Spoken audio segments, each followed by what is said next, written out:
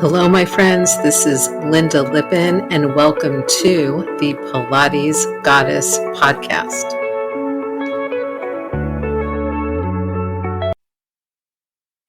Hello, everybody, and welcome back to the Pilates Goddess podcast. It's Lynda.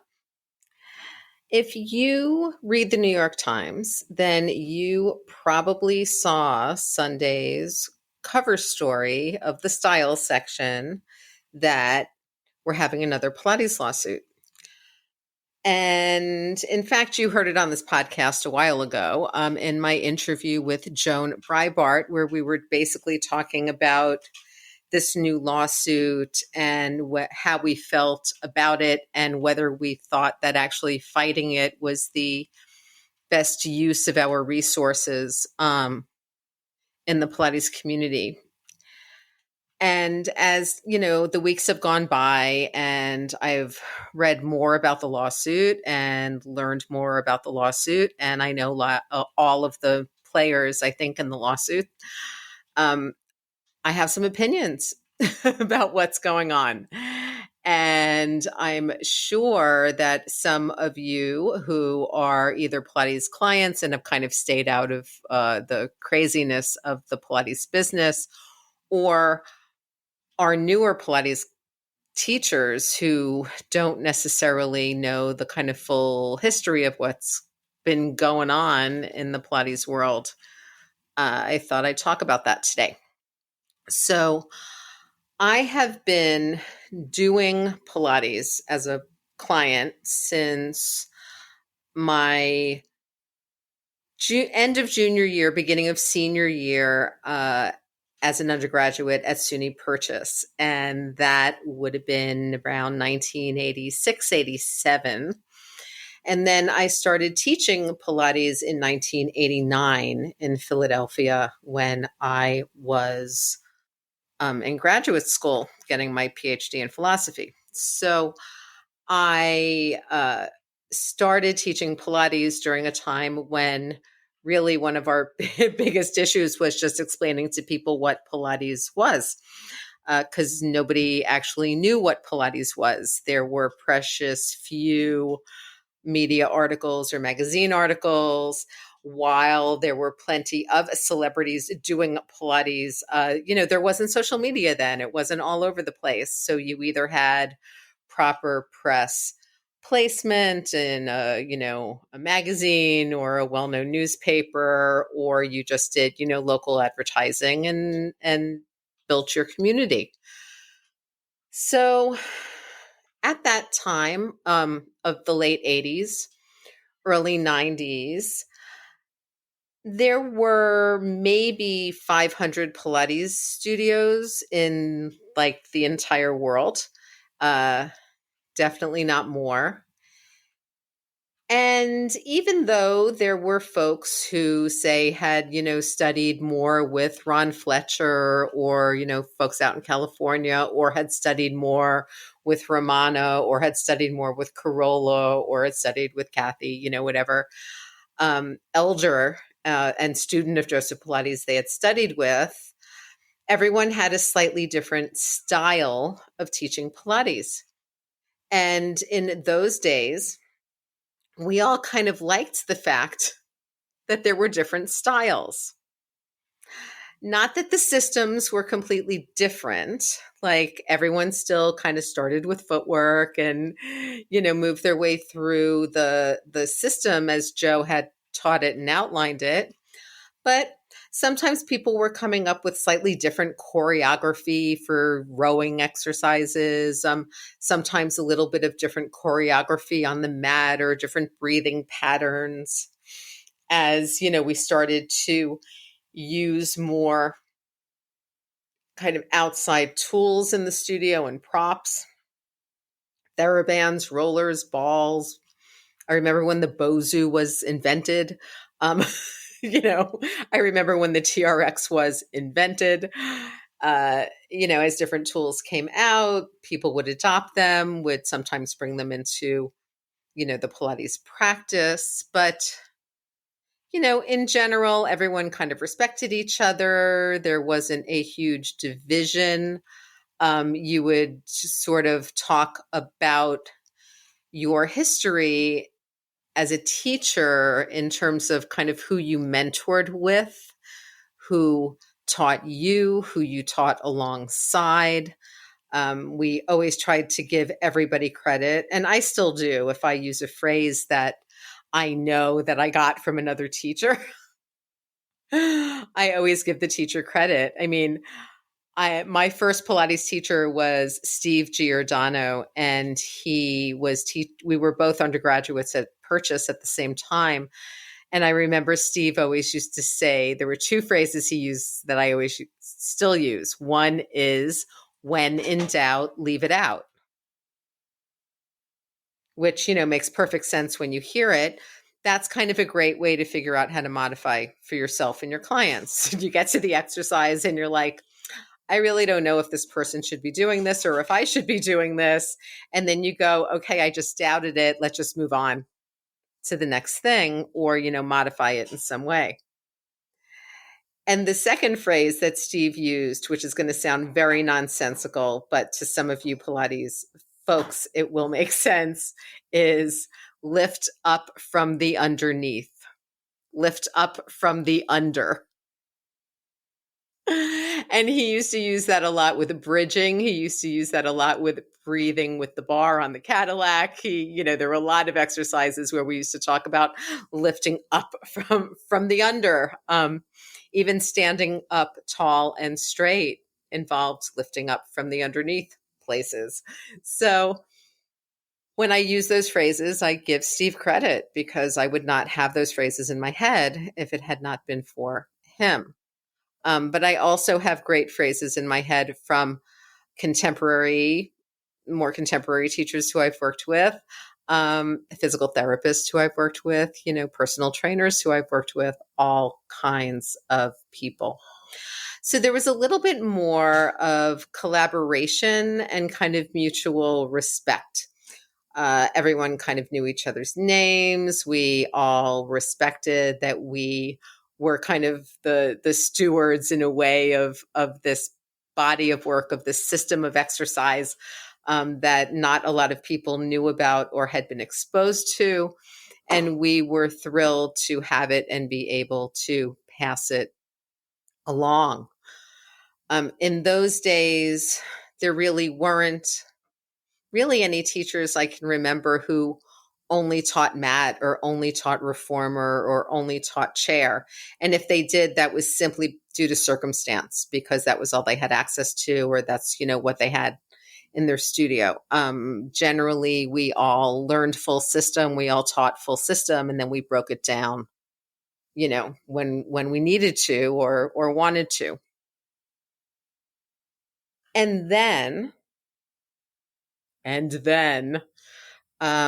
we had a lawsuit over using the word Pilates. So Sean Gallagher purchased the Pilates trademark and a lot of the Pilates estate. And once he had that trademark, he started sending out cease and desist letters to, basically any Pilates teacher he could find, definitely in the US. And he also tried doing this to teachers overseas. Alan Menezes and I discussed this in his interview, which is a few episodes ago. But apparently Sean tried to also serve papers on teachers outside of the United States, which was ridiculous because the trademark was a US trademark. Now, even though Joseph Pilates had trademarked Pilates, they never enforced the trademark. And that's why most of us didn't even know that it existed. And everybody was just, teaching Pilates and doing their things in their studios. And all of a sudden, there was this kind of contentious moment where people started getting legal notices. And then Joan Breitbart, who founded what's now the Physical Mind Institute, but then was the Institute for the Pilates Method, which I was a founding member of, she got sued. for, using the word Pilates. Balanced Body got sued for selling Pilates equipment. All kinds of people were getting cease and desist letters, were getting sued. And Ken Endelman pulled together a great legal team and pulled together a class and basically, responded to this with a class action lawsuit that was accepted. Now, as well as I do, that every government moves slowly. And generally, governments do not like to reverse their decisions. Courts do not like to reverse decisions. So the trademark office handles quite a few cases having to do with trademark cancellations. And generally, trademarks don't get canceled. But this particular trademark did. And Pilates became a generic term. Now, if you are interested in reading the entire decision, I will put a link to it in the show notes. It is on the Harvard Law School website. That's how important a decision this was. This decision was handed down by Judge Miriam Cederbaum, who was a mentor of Supreme Court Justice Sonia Sotomayor. And so it's a very important decision that was written and handed down by a very important judge. And in the decision, part of what she says and part of the reason why Gallagher's side lost the trademark was due to fraud. He was basically claiming that he owned a lot of stuff and had trademarks on a lot of stuff that he really did not own and did not have trademarks for. Some of those things are actually not even trademarkable. So he lost. And right when he lost was really the beginning of the contemporary classical distinction and ultimately division within the Pilates world. Like I said, prior to the lawsuit, we all taught what we taught. Maybe we taught with slight differences, with maybe slightly different choreography, but it was all considered, kind of stylistic difference. From, colleagues that we respected. After the lawsuit, it kind of turned into more of this us or them mentality where you had your classical Pilates teachers who, by the way, were not all on Gallagher's side of the lawsuit. I just want y'all to know that there were plenty of Pilates teachers who had been trained by Romana, who had worked through the same programming, but who did not believe in one person or one entity having complete control over the work. So, and some of these folks were sued as well.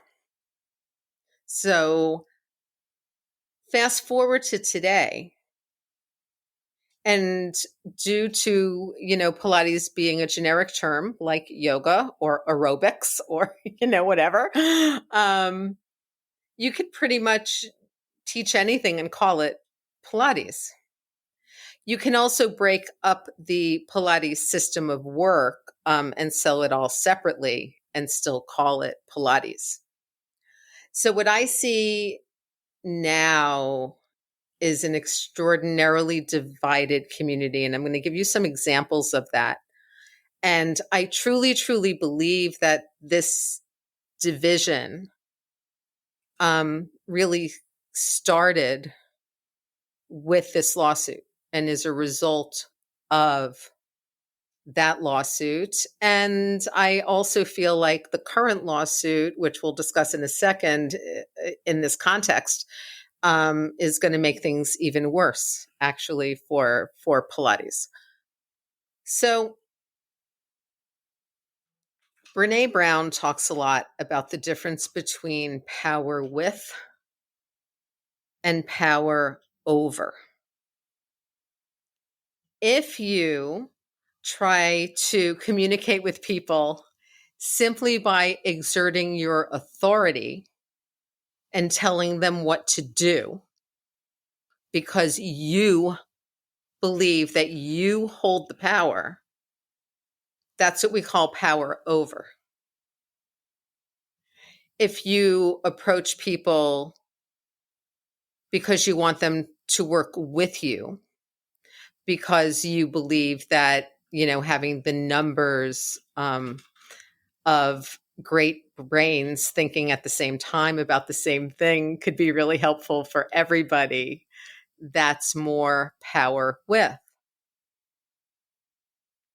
And the lawsuit obviously was started very much by somebody who was wielding power over. And the rest of the community, responded. But unfortunately, we had to respond in a power over way, right? We had to do a class action lawsuit. We had to all pull together and basically walk into court and kind of bash the other side. The problem is that there are individuals in this scenario who have their own power, dynamics and have their own problems and their own issues. And those issues now affect the Pilates community as a whole. So while the lawsuit was going on here in the US, the Institute for the Pilates Method changed their name to the Physical Mind Institute. We all stopped saying that we taught Pilates. All of my brochures were exercise based on the work of Joseph Pilates. Pilates as taken in the historical context. I mean, you don't know, like the verbal hoops that we had to jump through just to talk about what we did in a brochure. What was ridiculous. And now we have this division between classical and contemporary Pilates. And really, my friends, they're not that different or shouldn't be that different, because there are plenty of people in the classical Pilates world who are up to date on anatomy and physiology, who are completely open to using non-Pilates equipment, who are open to using props, who are open to other things. There are some folks like me who have both classical Pilates training and certification as well as contemporary training and certification. I have officially taught in contemporary teacher training programs, and I've officially taught in classical teacher training programs. I can work on the stot equipment. I can work on the balanced body equipment. I can work on the Groths and the Pilates Designs equipment. I can work on equipment that your brother made, in your garage. Like, because, I can do that. But everybody now seems to be in a camp. And even amongst the classical Pilates camps, there are the classical Pilates teachers who still are upset that the lawsuit was lost and are completely about having control over whatever piece of Pilates history they can. And then there's the classical Pilates teachers who literally just want to kind of spread the word about what Joseph Pilates himself was teaching, how the equipment that he designed works, with 4 springs that are all the same tension and non-adjustable straps versus adjustable ropes. I mean, there's just a lot of differentials there. But again, I'm not judging the differentials. I'm just saying that, things developed differently. And that's not, again, necessarily a bad thing. So the lawsuit that we have now is a lawsuit about using historical images of Joseph Pilates and his studio. So there's a bunch of historical Pilates images that have been supposedly in the public domain for a very long time. Images that, Ramana shared with different students of hers who are now teaching. I know Joan Breitbart has some great photos. Hila Paldi has some great photos. There are, a lot of teachers who have the photos. I actually purchased the Pilates archival photo book when Sean Gallagher first published it, and that's been off the market for a while. But apparently he started, complaining about folks who were simply sharing photos of the book itself, which, I don't even know how that's even a thing, but apparently it is for him. So there is actually a lawsuit happening. He had several people's Instagram and social media accounts shut down by complaining to Meta that they were using trademarked images. He was then informed that he had to come up with proof of trademark. He does not have proof of trademark. He just has the images, and on some he might have the original plates from the images, which is fine, whatever. And then I guess what happened was that Meta said, hey, if you really have the trademark for this, you need to start some legal action or something proving your trademark because you keep making these complaints. And so he sued somebody. And the person who he sued, Mary Kelly from True Pilates Boston, sued back. And now it's happening. There's a fundraiser. I will actually put a link to the GoFundMe for the lawsuit fundraiser if you're interested in giving money. But Sean Gallagher has gotten a bunch of Pilates teachers' Instagram accounts shut down because they were sharing historical photos of Joseph Pilates that Sean now claims that he has trademark and ownership of. Number one, if this is such an obvious example of somebody exerting power over versus power with. Number two, this for folks who only associate classical Pilates right now with folks who follow him and are in his group of cohorts, it makes every other classical Pilates teacher, it kind of lumps us all together in a way that's actually not fair and not appropriate, because many classical teachers, again, do not agree with what's going on. Remember, the person who is suing back is the owner of True Pilates, who is a classical Pilates teacher. So we are literally in this kind of insane otherworldly scenario where somebody had a Pilates trademark, lost that trademark in federal court, and is now claiming trademark to photos and things that Joseph Pilates had. How do I feel about this? I'm going to tell you. Number one, I think it's a real asshole move to just start suing people over this. And I thought it was an asshole move, 20 years ago when it was happening. So that's my first response. Number two, we're in the middle of a kind of economic recession. We're in the middle of a little bit of a lull here. And folks are getting a little bit concerned about money and other things. And I'm feeling like we also need to be looking at building our businesses and making sure that, we're doing okay. And that lawsuits like this are just kind of the bullshit that pulls us out of things that we should be focusing on and causes us to focus on kind of the smallness of these people. And I also feel like, although it's so important for us to know the history of Pilates, so much of that really is available right now.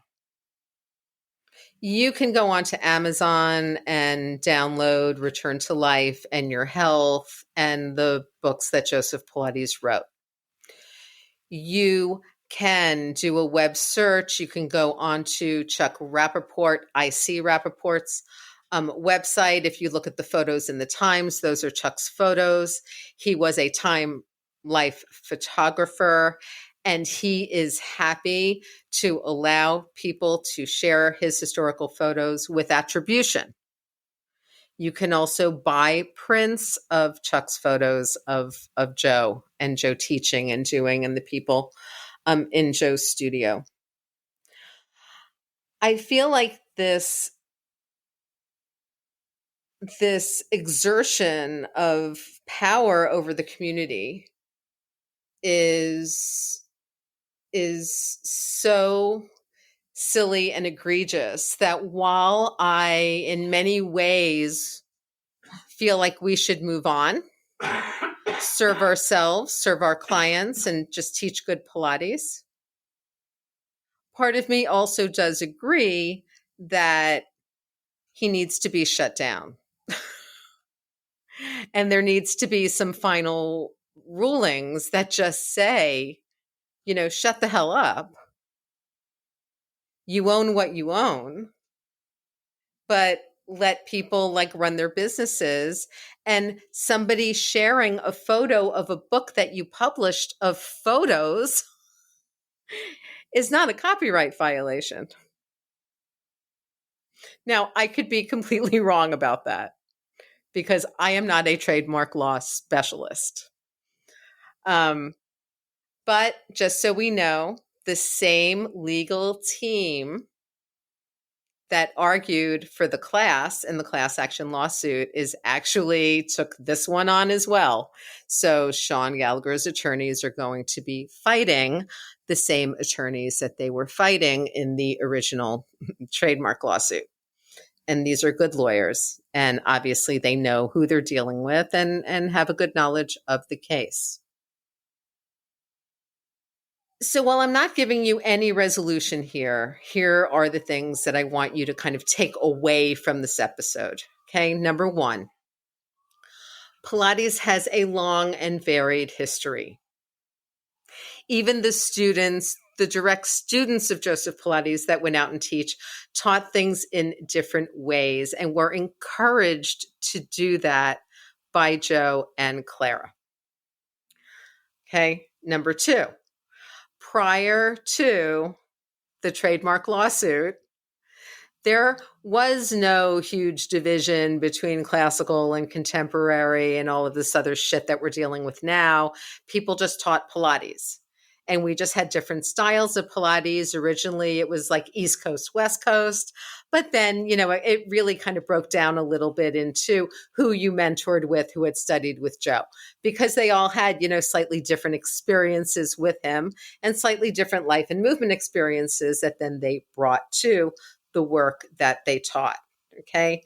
Number three, the current lawsuit is about intellectual property rights as it pertains to historical images, period, end of discussion. So if you're not putting out historical images of Joe Pilates, you got nothing to worry about and can get on with it. Number four, do not be swayed. Do not be swayed, please, by arguments that the folks who are starting these lawsuits are acting somehow in the best interest of Pilates and in the best interest of the Joseph Pilates estate. Because they're not. They're acting in their own self-interest.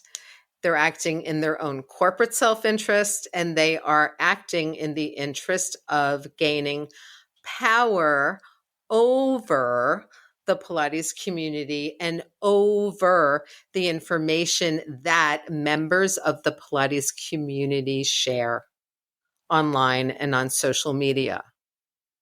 Okay, that's what this lawsuit is about. And that's what, especially if you didn't live and teach through the last lawsuit, and you may be listening to some of what, the sewer side is saying, and you may be hearing all these great things about the history and the reenactments, and you may be thinking to yourself, but I want to be able to go to Pilates on the pillow. Like, I think you probably can guess by now, if I tried to register for Pilates for Pilates at the pillow, they would probably see my name and cancel my registration. Like, they're basically creating a scenario where unless teachers kind of fully support what they're doing, okay, fully support that, then we don't get access to that historical stuff. And this is what I mean by separation and power over versus collaboration and power with. Now, in the last lawsuit, the collaborative side won. And I'm hoping that in this lawsuit, the collaborative side wins again. And I'm also hoping that if you're listening to this, you're starting to do a little critical thinking about where you stand within the Pilates community. If you are a Pilates client, what are your thoughts about the kind of Pilates that you do? You may not even know the kind of Pilates that you do, which is very interesting to me. There are folks who,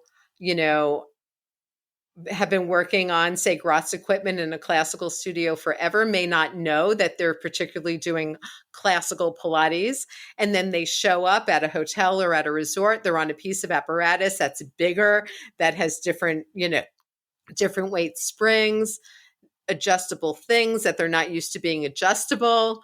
And they're like not always sure what to do. Now, is that necessarily a bad thing? No, it's not. You figure it out. It's Pilates equipment. We can all figure out what to do with that. But just know that if you don't know, and if you're not sure, and if you're just doing Pilates, good for you. Because you don't have to deal with all this divisiveness and all this other bullshit. If you're a Pilates teacher and you define yourself purely by a classical versus contemporary distinction, which means that when you're looking for your, say, continuing education, you draw lines at not looking at, any teachers who don't have a classical background, or you draw your line at only looking at teachers that have a contemporary background, also not so great, right? Experience different styles, experience different ways of approaching the work. Okay. I'm not going to say it's all good, because I don't believe it's all good. I think some of the approaches are better than others, but that doesn't mean that all those approaches don't deserve to be out there, and that those approaches don't help some people. So open your eyes, open your ears, open your minds, and let's start moving to a place of inclusion, of collaboration, of power with versus power over, and of approaching Pilates as the beautiful, holistic, effective discipline that it is. All right, my friends, I will see you I won't see you next time. I'll talk to you next time here on the Pilates Goddess podcast. Please, please, please, if you like the podcast, go over to Spotify, go over to Apple Podcasts, leave a rating, and if you can, leave a written review, and I will talk to you soon. Thank you so much for listening to the Pilates Goddess podcast. Music brought to you by Nerd Salad. Please leave a review on Apple Podcasts, especially if you liked it. And please like, share, and subscribe wherever you listen to your podcasts. Thanks.